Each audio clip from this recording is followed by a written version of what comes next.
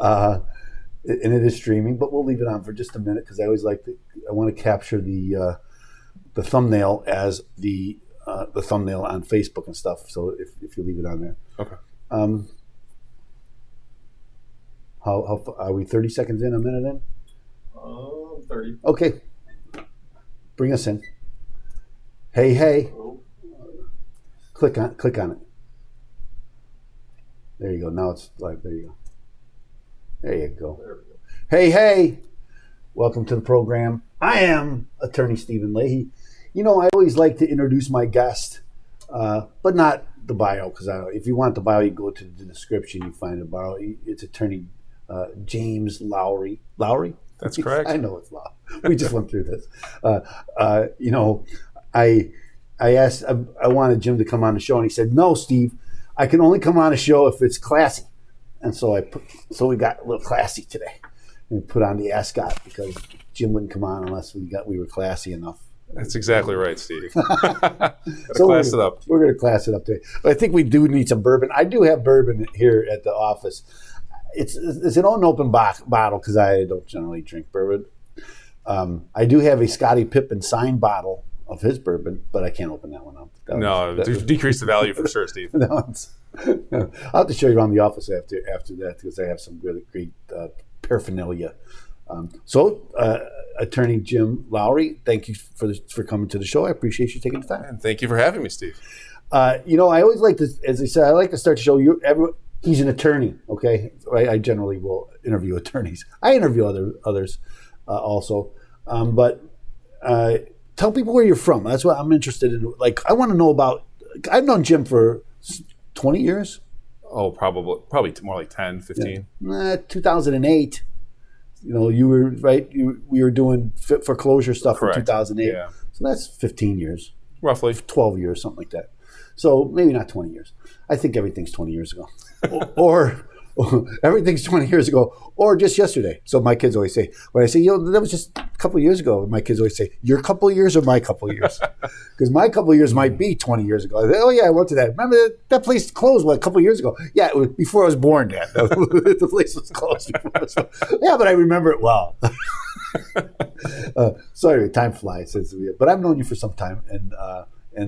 And so, but tell people, one thing about attorneys or men in general, right? I don't ask you, are you married? Do you have kids? As when we get together, my wife would ask you that. You'd be with my wife for 5 minutes. She'd know more about you than I would know after all the years that I've known you. Is she a litigator? She is not. She's just a woman. Oh, okay. I shouldn't say just, right? That's a big thing. It is. God bless her. But tell me a little bit about yourself. So I have a practice, real estate planning, and I'm out of Des Plaines, Illinois. Tell me about you. Where are you from? Me? I'm from Palatine originally, but my birth certificate has Wisconsin on it. Uh-huh. So yeah, I went to the great Fremd High School. I went to John Hersey High School. 214? It's 214. Yeah, we were in 211. So yeah, and then I went to TCU for undergrad. Now, what brought you there? Oh, long story. But well, tell me. The weather. Really? The weather. Was it to get away from home? No, definitely not. I started out at Illinois Wesleyan for a semester. I didn't like it, and it was in the pre-med program, and it was too small for me. So I ended up I had some friends that went down to Texas to TCU. 2 friends from high school, and they both said, "Come on down." So I got in my car, or I flew down with my dad. 2 bags. Never been to Texas. Never seen the campus. Was accepted, and there I went. Really? 3 years later, done with that. Yeah, it's good. Good time. Was that medical school? That was undergrad business. That's what you were. Yeah, I saw you were a finance major. Yeah, finance.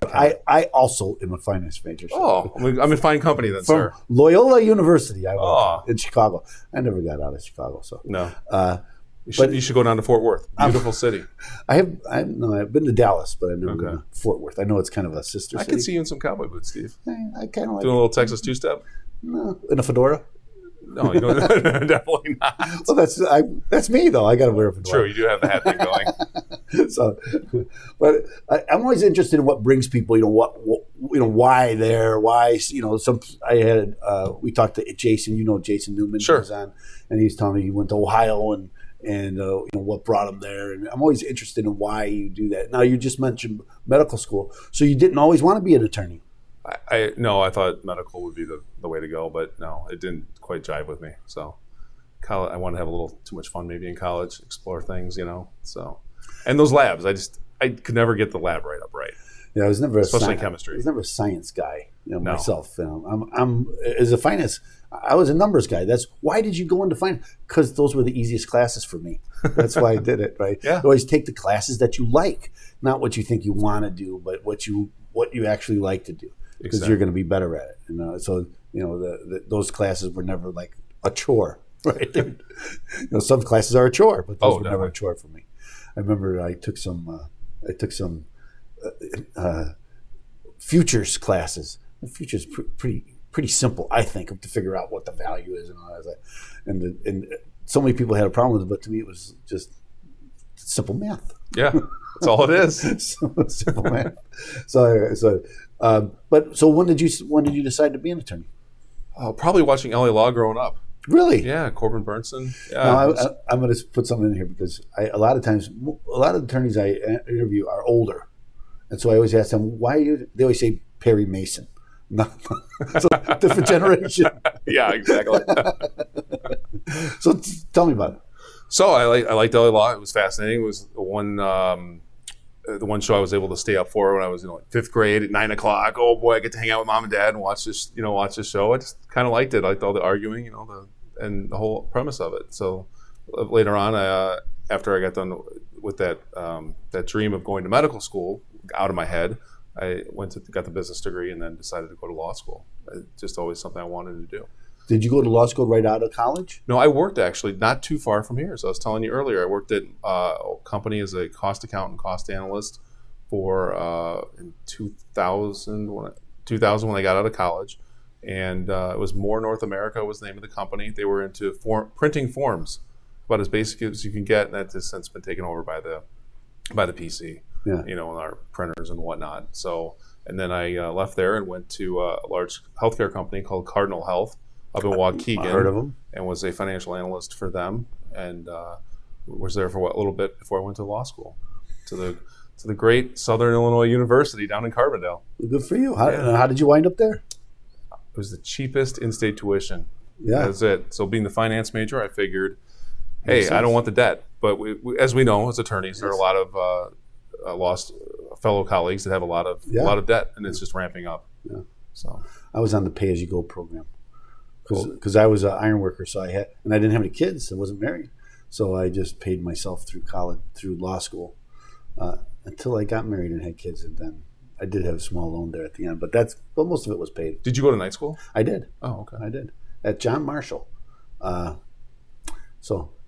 fine establishment producing prominent now attorneys. you say, I went to Southern because the cheapest. I went to John Marshall because it was the only one that didn't ask for a referral. That's the only one I applied to. It's true. I didn't have to go to some professor at undergrad and say, "Would you write me a letter of recommendation?" I just never was good at that. So I'll go there. I said, Yeah. So, Why not? So I didn't really care where I think if you go to Harvard, it might make a difference. If you then John Marshall. But if you go to most law schools, it's not going to make a big difference in your. Now here in Chicago, it does matter because so many alumni are there, right? That you might Sure. get a job. Sure. A lot of John Marshall alumni are the ones that do all the work. Right? Northwestern guys are in the office pontificating about the way things should be. Or playing golf. But collecting the paycheck. Well, So we always say that they're the working attorneys. exactly. Well, I will say, as a little plug for SIU, it was a great experience. It was a small student body, and they had it was in Carbondale, so you were removed from a lot of the hustle and bustle of the city, and their alumni base is all over the state. Yeah. So I know a lot of state's attorneys in different counties, and also as far as practicing down there when I was clerking, those attorneys are more general practitioners. So from a learning perspective as a law student, you're learning a lot more about not just one area of law, but you're getting a very broad base of knowledge, That makes sense. which was very helpful.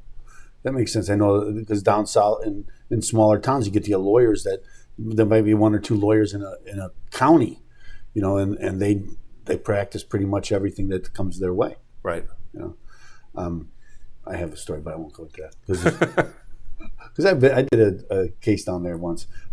Just as a side, I could tell you, the biggest thing was when I went to the courthouse. There was no metal detectors. It was I walked in, and you're looking around. There was nobody there to greet you or anything or check you, greet you. I don't think they're greeting you at Cook County. It's funny you mentioned that because I was in law school from 2001 to 2004, and after 9/11 happened, I had to run up to Randolph County from where I was working at, and they did not have metal detectors in there even post 9/11. And I walked in, and I was like, "What?" Yeah, It's strange. I went there to bring for a motion to withdraw from a case, and they had the most beautiful courtroom. It was like a movie theater. And I walked into the courtroom, and it was just me and the judge. And he got off the bench, walked around his desk, came over, shook my hand, introduced himself, and said, "Welcome, Attorney Leahy. You didn't have to come all the way down here for this motion." and there. What a nice guy. I was thinking, this doesn't happen in Cook County. No. Or any of the collar counties that I go to. This doesn't happen. It was a whole different way of life. And the lawyer on the other side is, I'm not going to say his name, but he was a Chicagoan. And he moved down there to get away from the hustle and bustle. Sure. And he was the county attorney. There was one other one too. They had two attorneys in that. I think it was Rockland County. Okay, I don't even know where that's at. Just south of Effingham. Is that a county? Effingham is a county. Actually, my good friend, I'm going to give another plug to my friend and now Judge Brian Kibler. He was the former Effingham State's attorney. Oh. And now he's on the bench there as of last August. Isn't that, talk a little bit about that, because I think people don't, when you're a young attorney, when you're just coming out, and the people that you're going to law school with, and that they may be important someday. It's funny you mentioned that. Brian particularly, he always had this. I was his trial advocacy partner first year for our lawyering skills class where you have to write a brief and everything. And I remember looking back at that and him saying, he was very timid, not doing appellate arguments. And now he's a judge, was a state's attorney, and, very prominent in that area and a very, very good orator. He's been in front, I believe he's been to the 5th District Appellate Court. I don't remember exactly what the stories he's told me, but yeah, you never know what's going to come back and bite you. You never know. Or help you out. Not suggesting anything, of course, but... Well, you were his partner. Exactly. Did he do all the work? Well, we'll leave that. I forget, Steve. I forget. One of the things that interests me about law school and stuff, so I have two sons. And I have one just finished law school. That's what you were telling me the other day. And I have another that's in law school. So if you had to take a minute and give my sons some advice, what would you tell them? Oh, this day and age, I think, and they're coming from John Marshall. Yeah, well, whatever it is now. Okay, the UIC. I know you don't want to talk about that. No, they don't want to. I think okay. All right. It's still John Marshall to me.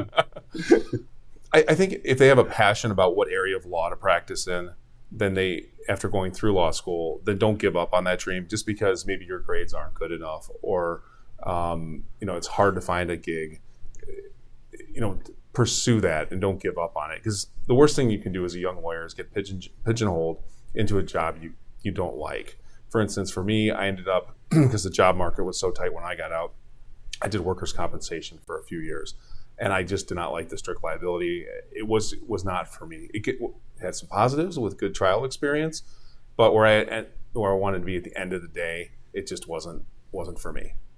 So, and I think that my fellow former colleagues understood that too. Mm-hmm. So, and still good experience. It was good experience, and you moved on from there. But if you want to do estate planning, find an estate planning attorney or to hook up with. Or there's another great service out there. It's called Law Clerk.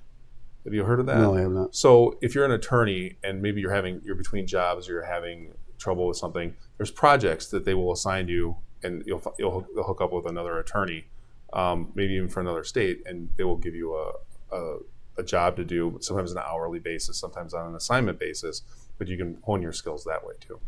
Well, that's a good idea too. And I talk about this a lot because I always ask attorneys what's the first job that they had, and you just mentioned that you went into a workers' comp thing. Because a lot of attorneys, they as you just said, pigeonhole.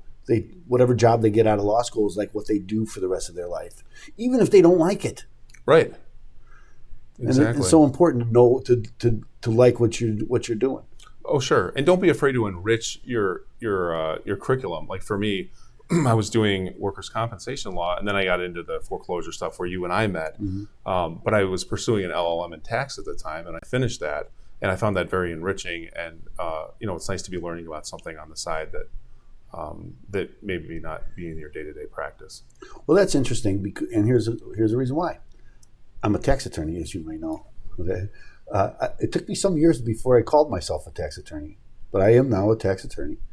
And I mentioned my son just graduated from law school, and he is starting at Northwestern at the LL.M program for taxes.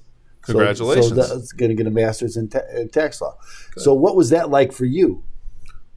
It was very interesting, and I'm going to sound like a little bit of a nerd here, but going back and taking that first final, remember finals in law school, and you got your 3 hours to race through and all that.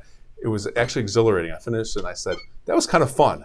Now, that was after, I was a practicing attorney, had my license, and I know it really didn't mean as much, so the pressure wasn't on. You didn't have to pass the bar exam or anything, but it was fun. It was a good time. Because I have an LL.M. Where's yours from? Mine's from John Marshall. Okay. I have an LL.M. in information technology law. Oh, cool. And so I did a dual degree there. But really what I learned, and maybe you can confirm this, what I learned most about in my master's program, was how to write, right? Because you had to write a lot. And I actually wrote some that were published, some articles that were published. And that's when I became a good writer, in the Sure. LL.M. program. Did you find that?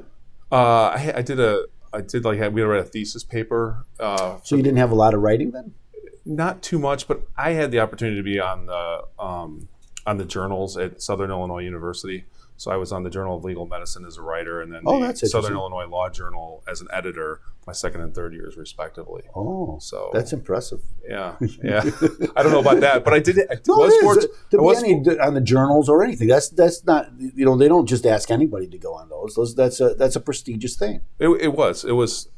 I think I got in by the skin of my teeth, but it's okay. It was a great experience. I was fortunate enough my second year to have an article published in the Journal of Legal Medicine. So on covenants not to compete in physician contracts. So if anybody out there needs a little bit of an opinion on the covenants not to compete, give me a call. That's the stuff that's still on your resume, probably should be. It's as being self-employed, I'm sure you know this. I haven't done a resume in but you should have 15 years on your bio. My kids are always looking at you got to put that on there. So after I have some what do they call it? Cali Awards. Okay, so I didn't even know what they were. Oh, he's a smarty pants now. Come on, guys, he's bragging. I'm not bragging. I had no idea what they were. Okay? I swear to God. And I had and I was going through some other lawyers' bios, and they had, I have a Cali Award here. I'm like, I got a couple of those awards. and well, you should put that on your bio. What are you rummaging through your boxes in the attic looking for these Cali Awards? Actually, I have them hanging up now. Well done. I didn't know they were important. I really didn't. And so I just, there's things that you for the rest of your life you are putting on your bio, and that's one of those things. I was published. Sure. Because as I mentioned, I was published. That's still on my bio. Now you mentioned you did some interning or clerk. Yeah, I worked for a firm, general practice firm in Murfreesboro, Illinois, just across. It was a typical southern town, county seat of Jackson County. And I worked for a firm, I think they've renamed themselves now, but it was called Reed Heller Mansfield and Gross. So if anybody out there, Jerry Reed or Ed Heller's out there watching, hi, how are you? Good to see you guys again. But I learned a lot. Ed Heller was a terrific mentor. He was the one I worked with. He was a West Point grad and terrific lawyer, fought in Vietnam, and probably learned the most about law that I could have in those 2 years working for him, because we were doing bankruptcy one day, criminal the next, property law, and these are, property law was very interesting down there in Southern Illinois, because it was, okay, well, we have a land dispute. We're going to draw a line between the fence post and the haystack. I'm not kidding when I say that. That was one of the or the wood pile or whatever it is, and that's how they determined where the new boundaries were. So it was a little different experience, but a great experience because it's a different take. So big cities have different rules. For sure, and security systems in their courthouse, as we learned. It's true. I wonder if it's still like that though now. I haven't been down there for so many years, but I wonder if it's still easy to get into AV access. I just found it refreshing, to be quite honest with you. Sure. I was in Have you been to Kankakee County at all? I have not. I was down there, was it last year, for covering a case for another attorney, and very refreshing. Same type of thing. And the calls are very different down there, the court calls. You'll have the criminal chain gang come in, and then you'll be moving on to something a little more, more civil in nature. Very, very interesting. Kind of like district court, because I did some foreclosure work in federal court. Oh, really? Yeah, just a couple cases because they don't get, as you know, they don't do a lot of them in there. But I went to the courthouse and in comes the guys in the orange jumpsuits. In the morning, like this judge has some important stuff to worry about rather than my little foreclosure. At least case. you're not saying, "Hey, that's my kid." Not that day. My both my kids are working for other attorneys. My oldest had taken a job now with a judge in Cook County at the law division, municipal division, or. Do you want to reveal which judge, or is that? Nah, there's a group of judges there, right? He's Okay. going to work for all of them, so Okay. all in that division. They do a lot. They do the eminent domain and different, and he's going to do some tax work there. They do some tax work there. He's really interested in state tax issues because there's so much involved there. It's like, if they get rid of the IRS, what are you going to do? Taxes are so much more than the IRS, right? Right. State and local taxation is a big component of that. Yeah. Yeah. Is that helping you with? Because I know you're doing some estate planning too, aren't you? Sure. And when I did my LL.M in tax, I kind of took the classes that were more geared towards the estate planning, and it was very, very helpful. So I do that now with the unified credit being as high as it is. If you're familiar with that, the tax planning, it's really for super wealthy individuals. You got to be over that $10 million asset mark. Which that's Steve Leahy money right there. Oh, how I wish. Do you need an estate plan to come in and do a consultation? I do tax planning for people, and it's my practice has changed a little bit since I moved up north here, and so now it's more than that. It also is I've kind of come up with a pro. I don't want to get too much into that, but I just say tax planning is an important aspect of anything, I think. And you don't have to be at $10 million. You don't have to make that big money to worry about tax planning. I'm just telling people that because I don't want them to think, I don't make enough for that. Like that comes with business structuring too. People sure. Like, my business is not big enough to worry about the structure. It's like, I think any business is big enough to worry about the structure of the business. Yeah. Agreed. But I will say, with the estate planning stuff, I can tell you a little story if we have time. We have time. Before you kick me out of here. I had a client that still remained nameless, but he passed away in October of last year. And he was a young guy, about 53 years old, and he had a portfolio of properties, 7 or 8 properties. And we had been working on a will, the trust, the revocable trust, and then the other 3 documents that go with it. And we were consolidating all his properties into try to get him into the right entities and whatnot. Well, he passed away unexpectedly, and now he has children that are mid-20s that are trying to figure out what to do with all this.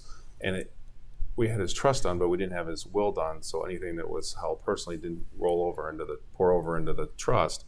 So, and I had called the gentleman for probably once a week for about a year and a half, and I was like, we got to sign this, we got to sign this, we got to sign this.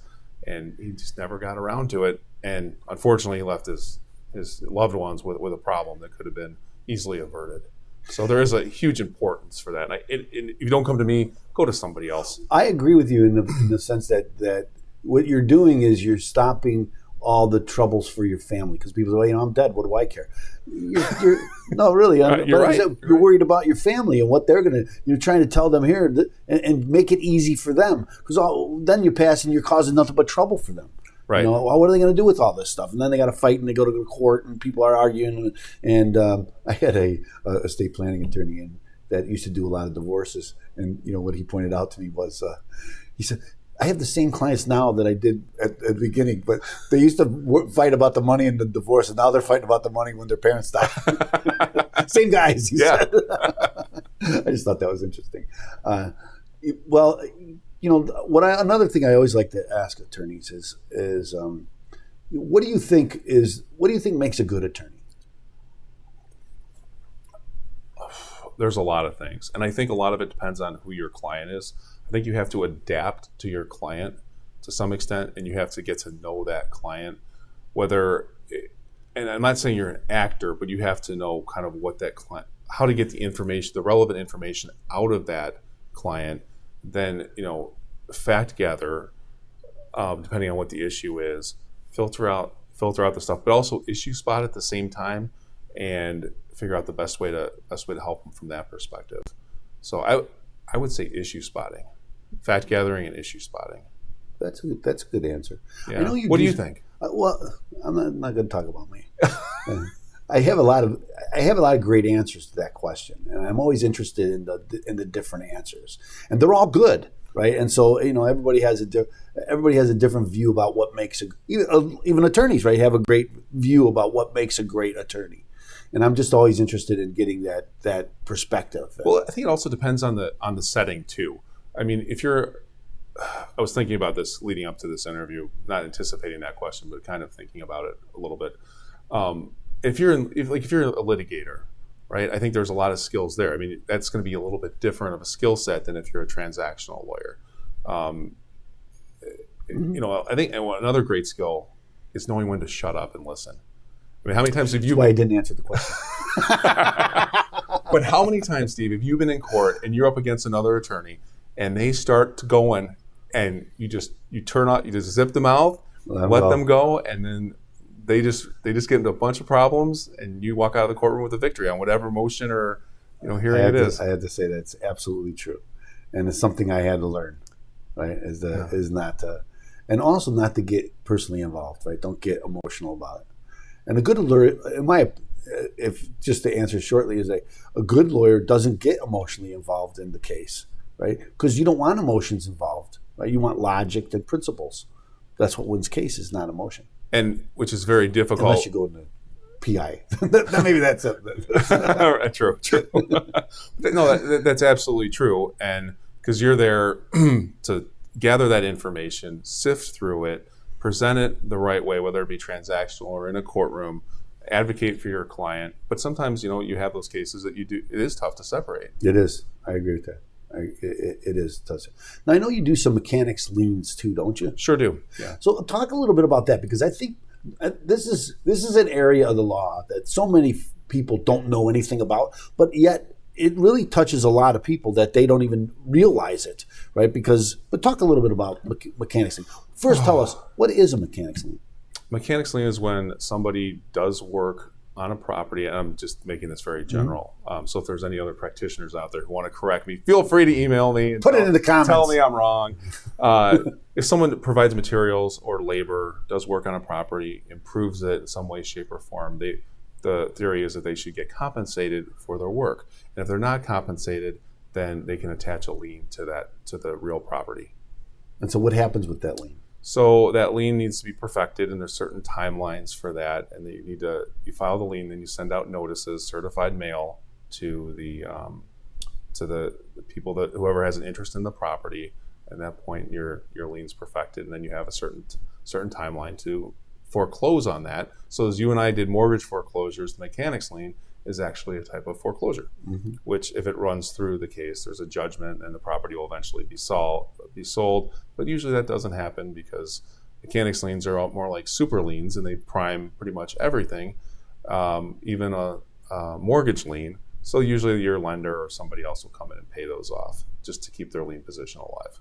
Well, that's interesting. But I think what people don't realize is that, right, when you're having and let's face it, a lot of people have issues with their builder, their general contractor. They get a roof done. They think they've been taken advantage of, and they just say, I'm just not going to pay them.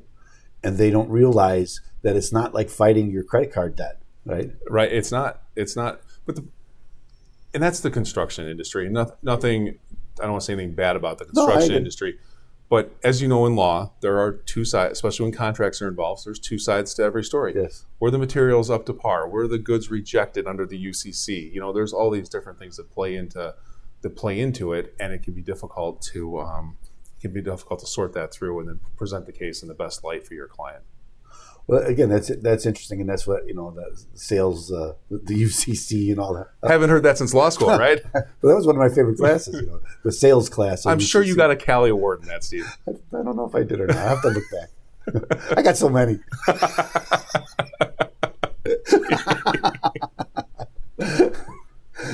But I think again, I wanted to talk about mechanics lien a little bit because I've had it where people don't. It's like, what the heck is going on here? This guy was a shyster, and yet he's going to try to take my house away from me. Yeah, and there's certain defenses, and and it gets back. You have to dig below the surface and find out really what was going on. You mentioned that how many, a lot with foreclosures, right? You don't have. And you were always on the plaintiff side, as far as I know. No. Oh no, you moved. I do remember represented both banks and when I met you, you were on the plaintiff side, right? And you didn't talk to me. And then once I moved over to the debtor side, we were best friends. I think you invited me to a couple Cubs games, had me over for drinks. I think that's just opposite of the way things really work. Because as I was telling Jamie about this a little bit today about who do I talk to? The guys on the other side. I don't really. The only reason why I would talk to you when you were doing my work, when you got onto the defense work, because I already knew you because you were on the plaintiff side. So we were already friends, But you don't really meet the other guys on the other side because you don't really talk to them because we're not on the same case. Yeah, true. Yeah, no, you're absolutely right. Unless you're hanging out, Jason Newman, who hangs out at the 28th floor all the time. He was a fixture. Yeah. I think he ate breakfast, lunch, and dinner there. Sorry, Jason. I think he did that. I think he would too. But I will. I was thinking about this too, anticipating questions as part of our discussion. I don't want to steer it away from mechanics liens by any means. But I think that's one that you asked about younger attorneys and the post-COVID world. I think of practicing law has changed so much. You're talking about the interaction that we had when we met 15 years ago or whatever it was. We used to hang out in the courtrooms between calls, talk, maybe go grab lunch. Hey, what do you do? That sort of thing. And there was also a certain level of mentoring that went on. I remember I was in eviction court one time, and there was a gentleman, I can't remember his last name, but I was arguing something. There was a bankruptcy in play with it. And I said something, and the case ended up having a natural break where someone needed to go call a client or something like that. And he pulled me aside and he said, Jim, you may not want to argue that. You're right, but here's the pitfalls ahead of you. So concede this argument, talk to your client, concede this argument, and then move on and steer it that way. But that kind of mentoring is very difficult in a Zoom world. Impossible. And it's unfortunate. So I also wonder where these younger attorneys are going to get their business from, because a lot of it comes from that attorney-to-attorney referral interaction. Absolutely true. And again, you see the same people in the courtroom all the time because you're all doing the same work. And there's only a couple of judges. No, back in 2000, there was 10 foreclosure judges. That's probably about right, yeah. 10 or 12 foreclosure judges. So there was a lot there. Judge Reyes, who's now famous Judge Reyes, appellate judge. Justice. He is one of the best jurists I've ever met, Steve. I have to say. I can't. I can't scream his accolades loud enough. He was the commencement speaker at Jake's graduation from law school. Oh, he's a terrific. And about a couple months before that, he was the guest at a dinner I went to for a holiday party at Gibson's, and he was there, and I got a chance to sit down and talk to him because I had appeared from him many times. Yeah. He was such a no nonsense guy. Kind of said very good. But didn't make it complicated. This is the way it is. This is the way the law works. This is pretty simple, pretty straightforward. Well, with the caseload the judges had back then, they needed to be quick. Oh yeah, and well educated. And in bankruptcy court, where I won a court, there was 10 bankruptcy judges. And again, you see the same people. You're running from the same courtroom to the same courtroom. Again, I didn't talk to a lot of people who do what I did, but on the other side, I made a lot of good friends. But you'd see people in court all the time. To this day, I have friends who are bankruptcy attorneys. Ray Kaplan is a good friend, is a friend of mine, and of course I knew her. I ran into her in bankruptcy court all the time, but we didn't become friends until much later than that. Well, now we're on David Hochberg's show. I've heard her ads on WGN Yeah. For the last few years. Yes, And she's on David. She's been on this show many times. So you have a high caliber of attorney. I'm never going to meet those expectations, Steve.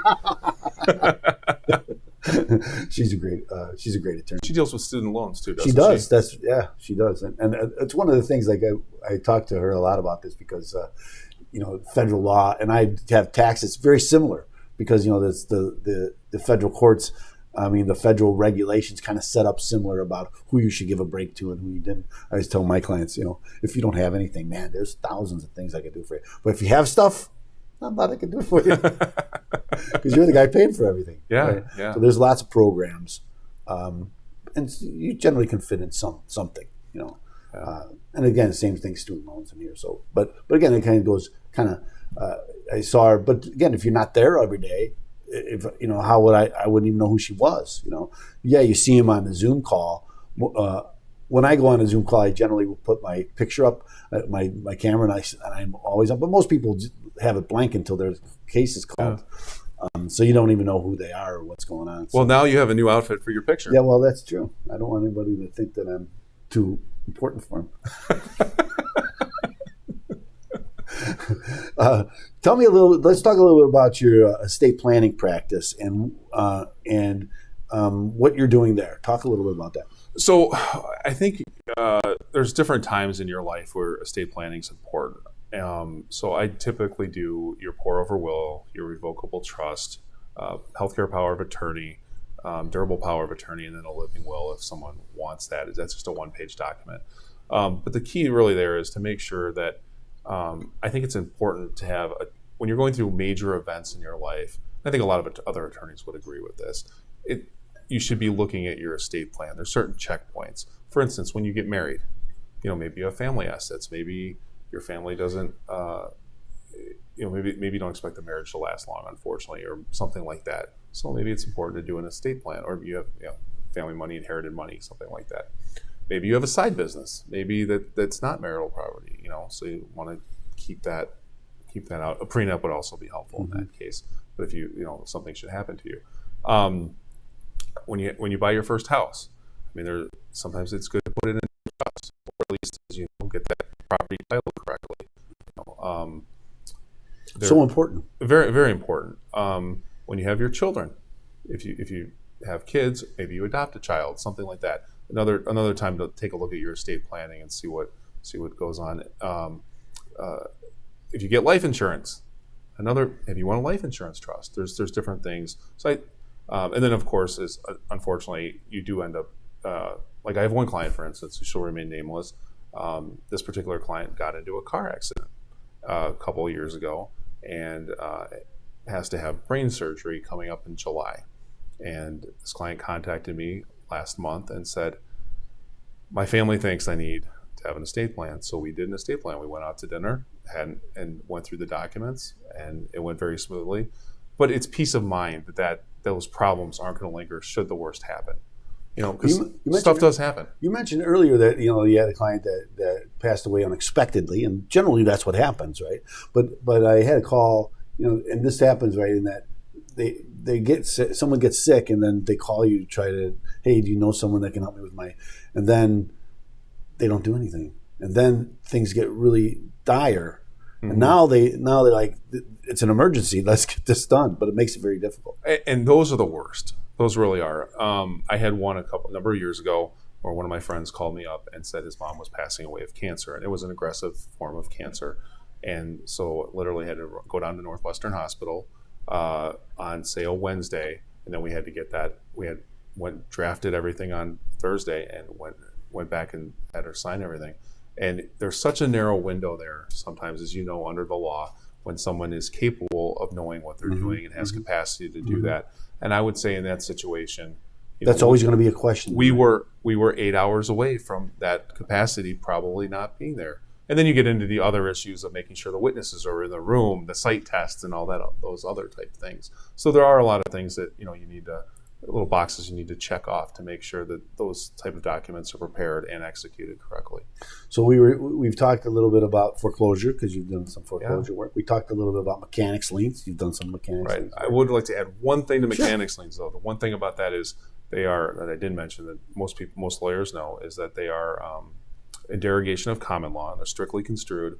So you just can't, if you're somebody who did some work on some property, call an attorney that knows what they're doing and don't do it yourself, because more than likely you're not going to do it right. So, well, I think that's probably true in so many areas of the law, right? That, like, not even the law, like everything, right? So you shouldn't probably do things yourself. Well, you don't operate on yourself, Steve? I only have once. It did turn out well. What I was getting at though is like, where do you? You're still a young guy. Where do you see your practice going? Great question. So me and another attorney, his name's Ben Ivory, we are starting a firm next month.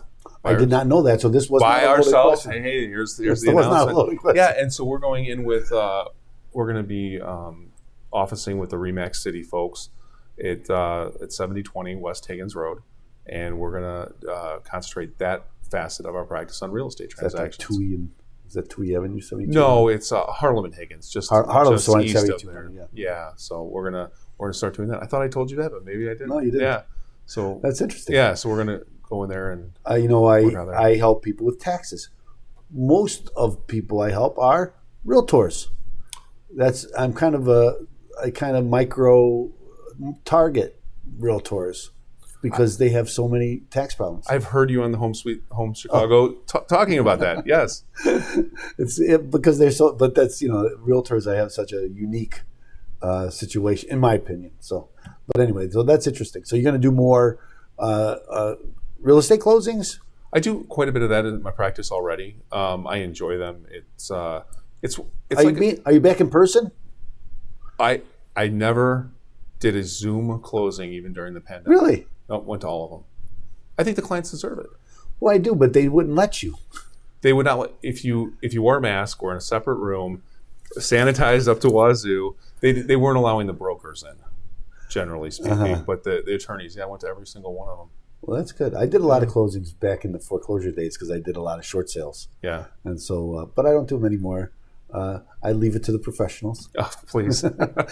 Because you should get because things evolve, things change, and unless you're doing it all the time, you can miss things. And you're talking about someone's biggest investment of their life, probably. Right. In the home that they're buying, and so it's not something to be taken lightly. So I get friends. They say, "Well, we want you to do it." I'm like, I can do it for you, but you're better off. And as a friend, I would say, get someone who really is good at this and go that way.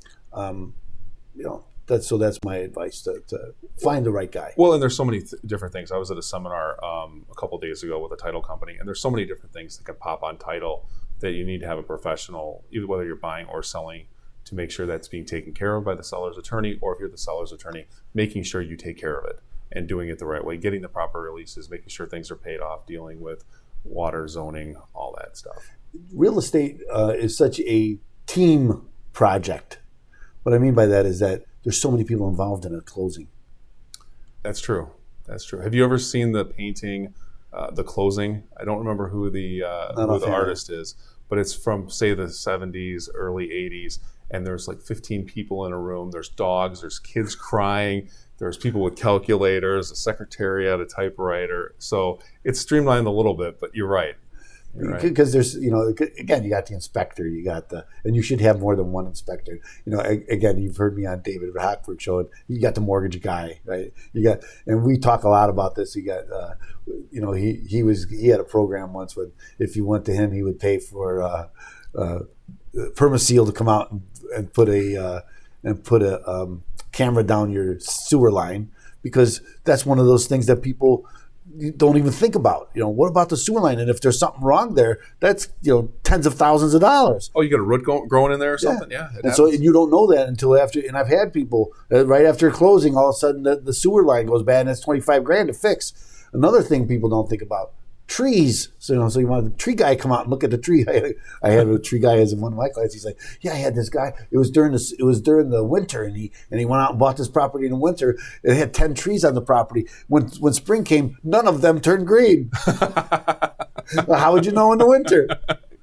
They're all dead. Yeah, right. And it costs a lot of money to fix. But there's so much involved in it. That's what I'm saying. There's so much involved in a real estate transaction. Yeah. That there's so many people involved. And as an attorney, some attorneys like to take the back road in that, hey, I'm just one of many, or some that, and I think, you correct me if I'm wrong, but really the attorney should be at the forefront and being, because attorneys like to take control. Yeah, they do. Little type A personality there. So I don't like the present company excluded, of course. I had a meeting recently with another attorney because anyway, and I don't play well with others, in the sense that I had a client and she had a friend who knows about accounting and her husband just passed and he wanted me to talk to this accountant and he starts questioning me about what I'm doing. I'm like, this is not, and I said, if you don't trust me, hire him, right? I don't want to be. One of the worst things as a young attorney for me is doing work for other attorneys, especially older attorneys.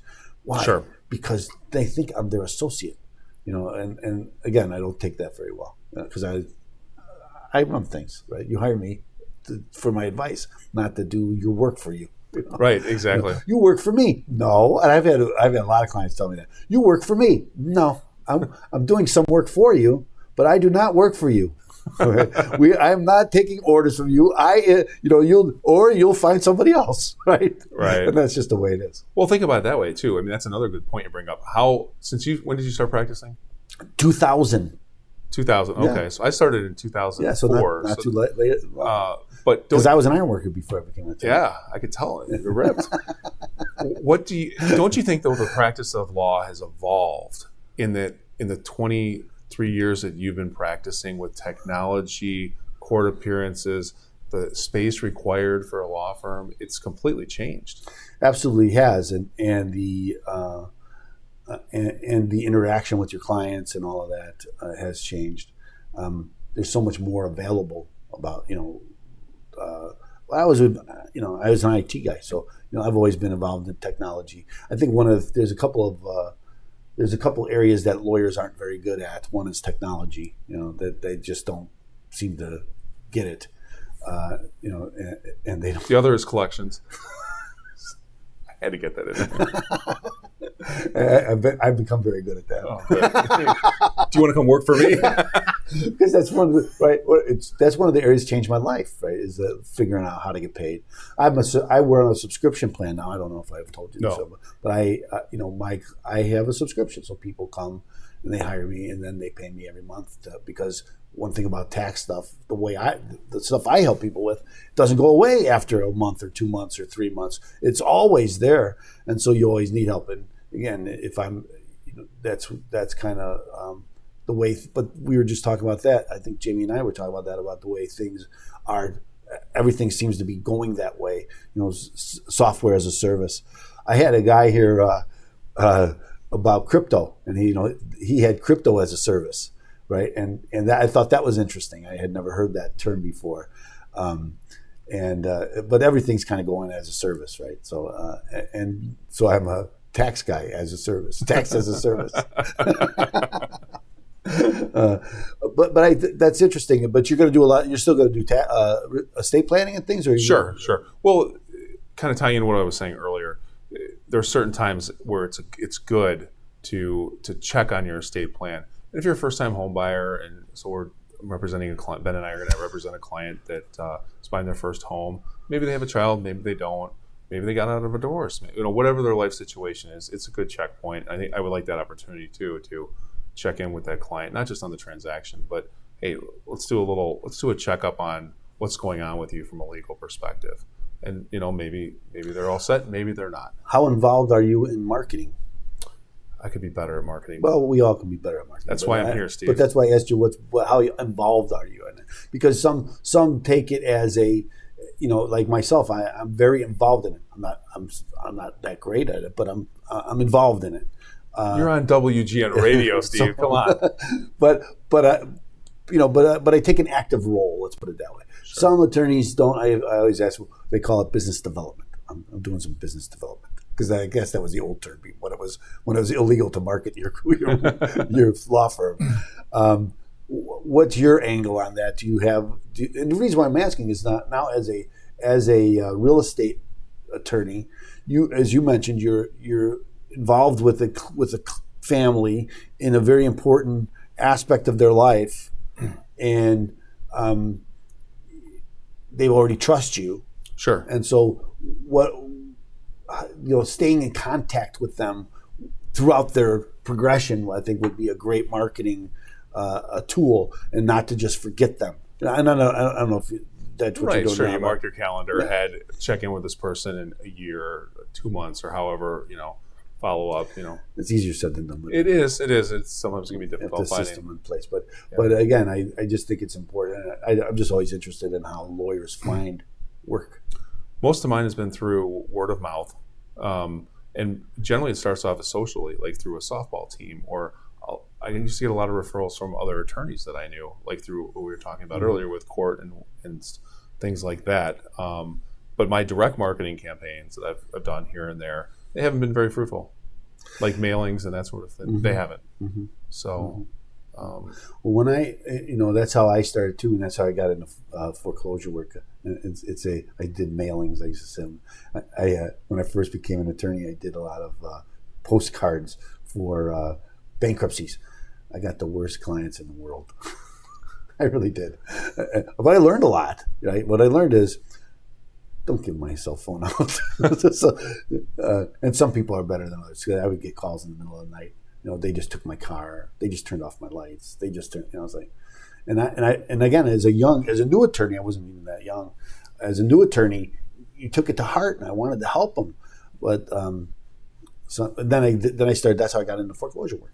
Yeah, because I was advertising, sending mailings to people that were having foreclosures, and then in 2008 that went through the roof, right? Boy, did it ever. And that's what brought me to taxes, because I learned that so many people in 2008, I started targeting certain zip codes, and so many people in 2008 that were in foreclosure were business owners, because business went through the roof, and they were having tax problems, and so I tried to help them solve those tax problems, and that's what got me into taxes. So it's kind of all kind of around. And look at you now. You're sitting here in an ascot interviewing a much lower level attorney. Wait, an ascot. Congratulations.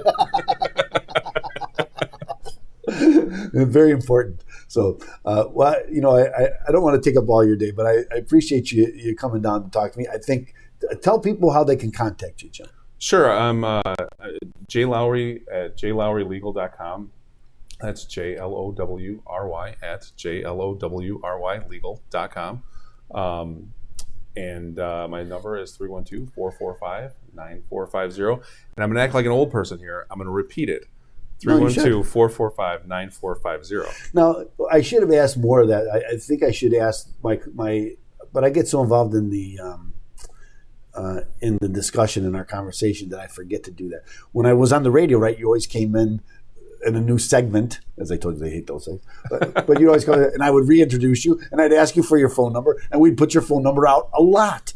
And with this interview, I didn't do that, so I apologize. But it is a video. There's a description there. His number's in the description. You can always find him, and I recommend him. If you're having some problems, you need a real estate attorney. Do you work in a certain area, or where do you work? I'll go anywhere.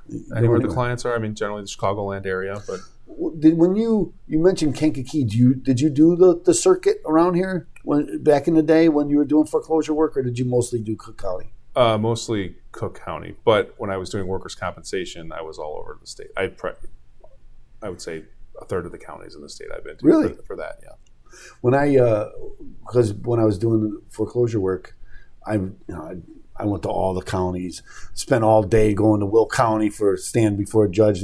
Judge, we'd like to file an answer in 30 days. Done. It's like I think I was there for 10 seconds, but it took me all day. Well, I was fortunate with the firm that I was with. I was central in 60 West Randolph, right across from the courthouse.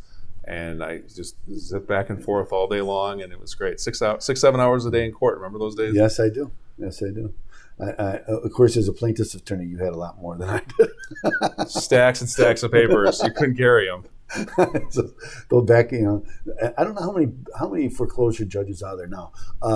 My son did go to work for intern for Judge Spratt in the foreclosure division. Do you know her? Fine jurist. Yes, she is. She's very good. She is, and so he did some work for her, and I think that's what helped him get the job that he gets now with them. And he's always wanted to make sure see how government worked. Good idea. Sometimes I wonder how the judges deal with it, because some of them have criminal law backgrounds and then they get put into a civil law assignment and vice versa. It's got to be very difficult for them at times to learn a different area of law. I found most of the litigators, and we have this discussion a lot on the show about the difference between a litigator and a trial attorney. Do you have an opinion on that? No. Because the kind of work you did is not, we're not, at least what I did, I go to court and I did all that, but I didn't have jury trials. I had hearings occasionally. Occasionally you'd have some issue. In bankruptcy court too, I've had some good hearings that were like a trial, mini trial, but I wasn't a trial attorney, and I don't claim to be. I guess I had a guy in here talk a lot about that.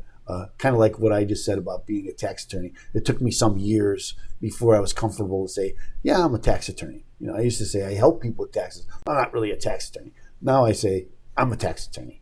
Sure. Are those eviction trials really formal trials? The 15-minute presentations. If they even show, do they show? Depends. Those are important. I've done some of those as a foreclosure guy. Then they get evicted. So it's at the end. So, it happens. So thanks so much for joining us. Thank you, Steve, for having me. I appreciate it. I hope you had fun. Did you have fun? I had a great time. I told you would. We got to dress up before Halloween. It was terrific. Maybe I'll have to get in touch with you so I can get this back for Halloween. Although I get ketchup and mustard all over because I always give hot dogs away for Halloween. So. Amazon.com is a wonderful thing. Well, thanks so much for joining us. I hope you enjoyed it today. Again, Attorney Lowry, you can find him. Find him. You need a real estate attorney. You need a estate plan. He's the guy for you. And we'll